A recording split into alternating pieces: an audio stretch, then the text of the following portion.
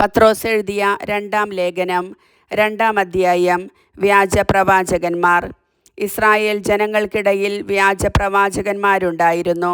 അതുപോലെ തങ്ങളുടെ മേൽ ശീഘ്രനാശം വരുത്തിവയ്ക്കുന്ന വ്യാജോപദേഷ്ടാക്കൾ നിങ്ങളുടെ ഇടയിലും ഉണ്ടാകും. അവർ വിനാശകരമായ അഭിപ്രായങ്ങൾ രഹസ്യത്തിൽ പഠിപ്പിക്കുകയും തങ്ങളെ വില കൊടുത്തു വാങ്ങിയ നാഥനെപ്പോലും നിഷേധിക്കുകയും ചെയ്യും. പലരും അവരുടെ ദുഷിച്ച മാർഗത്തെ അനുഗമിക്കും. അങ്ങനെ അവർ മൂലം സത്യത്തിൻ്റെ മാർഗം നിന്ദിക്കപ്പെടും.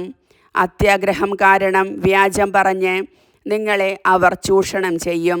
നേരത്തെ തന്നെ നിശ്ചയിക്കപ്പെട്ടിരിക്കുന്ന അവരുടെ ശിക്ഷാവിധിക്ക് കാലവിളംബം വരുകയില്ല. വിനാശം കണ്ണു തുറന്ന് അവരെ കാത്തിരിക്കുകയും ചെയ്യുന്നു. പാപം ചെയ്ത ദൂതന്മാരെ ദൈവം വെറുതെ വിട്ടില്ല. വിധിദിനം വരെ സൂക്ഷിക്കുന്നതിനായി അവരെ അവിടുന്ന് നരകത്തിലെ ഇരുൾക്കുഴികളിലേക്ക് തള്ളിവിട്ടു. ദുഷ്ടരുടെ മേൽ ജലപ്രളയം അയച്ചപ്പോൾ പഴയ ലോകത്തോട് അവിടുന്ന് കാരുണ്യം കാണിച്ചില്ല. എന്നാൽ നീതിയുടെ മുന്നോടിയായ നോഹയെ മറ്റ് 7 പേരോടുകൂടി അവിടുന്ന് കാത്തുരക്ഷിച്ചു. സോദോം ഗൊമോറ നഗരങ്ങളെ ചാമ്പലാക്കിക്കൊണ്ട് അവിടുന്ന് അവയിലെ ജനങ്ങളെ ശിക്ഷിച്ചു. അങ്ങനെ ദൈവഭയമില്ലാതെ ജീവിക്കാനിരിക്കുന്നവർക്ക് അവിടുന്ന് ഒരു ഗുണപാഠം നൽകി. ദുഷ്ടരുടെ ദുർവൃത്തി മൂലം വളരെ വേദന സഹിച്ച നീതിമാനായ ലോത്തിനെ അവിടുന്ന് അവരുടെ ഇടയിൽ നിന്ന് രക്ഷിച്ചു. അവരുടെ മധ്യേ ജീവിച്ച ആ നീതിമാൻ അവരുടെ ദുഷ്പ്രവർത്തികൾ അനുദിനം കാണുകയും കേൾക്കുകയും ചെയ്തു. അത് അവൻ്റെ നീതിബോധമുള്ള മനസ്സിനെ പീഡിപ്പിച്ചു. ദൈവഭയമുള്ളവരെ പരീക്ഷകളിൽ നിന്ന് എങ്ങനെ രക്ഷിക്കണമെന്നും അനീതി പ്രവർത്തിക്കുന്നവരെ വിധിദിനം വരെ എങ്ങനെ ശിക്ഷാവിധേയരാക്കി സൂക്ഷിക്കണമെന്നും കർത്താവ് അറിയുന്നു. പ്രത്യേകിച്ച് മ്ലേച്ഛമായ അഭിലാഷങ്ങൾക്ക് അടിമപ്പെടുന്നവരെയും അധികാരത്തെ നിന്ദിക്കുന്നവരെയും. മഹിമയണിഞ്ഞവരെ ദുഷിക്കാൻ പോലും മടിക്കാത്തവരാണ് അവർ. ബലത്തിലും ശക്തിയിലും അവരെക്കാൾ വലിയവരായ ദൂതന്മാർ പോലും കർത്താവിൻ്റെ സന്നിധിയിൽ അവർക്കെതിരായി അവമാനകരമായ വിധി പറയുന്നില്ല.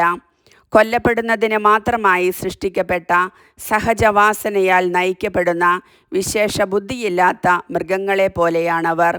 തങ്ങൾക്ക് അജ്ഞാതമായ കാര്യങ്ങളെക്കുറിച്ച് അവർ ദൂഷണം പറയുന്നു. മൃഗങ്ങളുടെ നാശം തന്നെ അവർക്കും വന്നുകൂടും. അവർക്ക് തിന്മയ്ക്ക് തിന്മ പ്രതിഫലമായി ലഭിക്കും. പട്ടാപ്പകൽ മധുരോത്സവത്തിൽ മുഴുകുന്നത് അവർ ആനന്ദപ്രദമായി എണ്ണുന്നു. നിങ്ങളോടൊത്ത് ഭക്ഷണം കഴിക്കുമ്പോൾ അവർ കുടിച്ചു മതിച്ചുകൊണ്ട് വഞ്ചന പ്രവർത്തിക്കുന്നു. അവർ കളങ്കവും വൈകല്യവും നിറഞ്ഞവരാണ്. വ്യഭിചാരാസക്തി നിറഞ്ഞതും പാപത്തിൽ നിന്ന് വിരമിക്കാത്തതുമാണ് അവരുടെ കണ്ണുകൾ. അവർ ചഞ്ചല മനസ്കരെ വശീകരിക്കുന്നു. അവർ അത്യാഗ്രഹത്തിൽ തഴക്കം നേടിയ ഹൃദയമുള്ളവരും ശാപത്തിൻ്റെ സന്തതികളുമാണ്. നേർവഴിയിൽ നിന്ന് മാറി അവർ തിന്മ ചെയ്തു.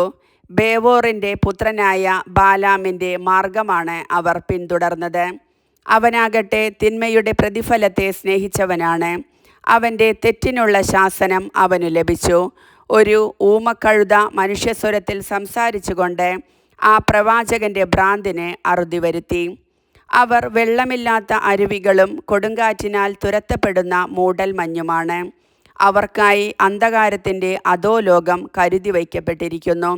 എന്തെന്നാൽ തെറ്റിൽ ജീവിക്കുന്നവരിൽ നിന്ന് കഷ്ടിച്ച് രക്ഷ പ്രാപിച്ചവരെ വ്യർത്ഥമായ വാഗ്ദോരണി കൊണ്ട് വിഷയാസക്തമായ ദുർവിചാരങ്ങളിലേക്ക് അവർ പ്രലോഭിപ്പിക്കുന്നു. മറ്റുള്ളവർക്ക് സ്വാതന്ത്ര്യം വാഗ്ദാനം ചെയ്യുന്ന അവർ തന്നെ നാശത്തിൻ്റെ അടിമകളാണ്. കാരണം ഏതിനാൽ ഒരുവൻ തോൽപ്പിക്കപ്പെടുന്നുവോ അതിൻ്റെ അടിമയാണവൻ.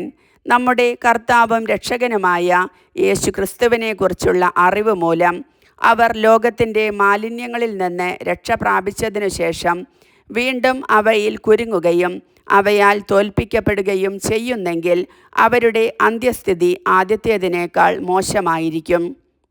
കാരണം തങ്ങൾക്കു ലഭിച്ച വിശുദ്ധ കൽപ്പനയെക്കുറിച്ച് അറിഞ്ഞിട്ട് അതിൽ നിന്ന് പിന്മാറുന്നതിനേക്കാൾ അവർക്കു നല്ലത് നീതിയുടെ വഴിയെക്കുറിച്ച് അറിയാതിരിക്കുകയായിരുന്നു.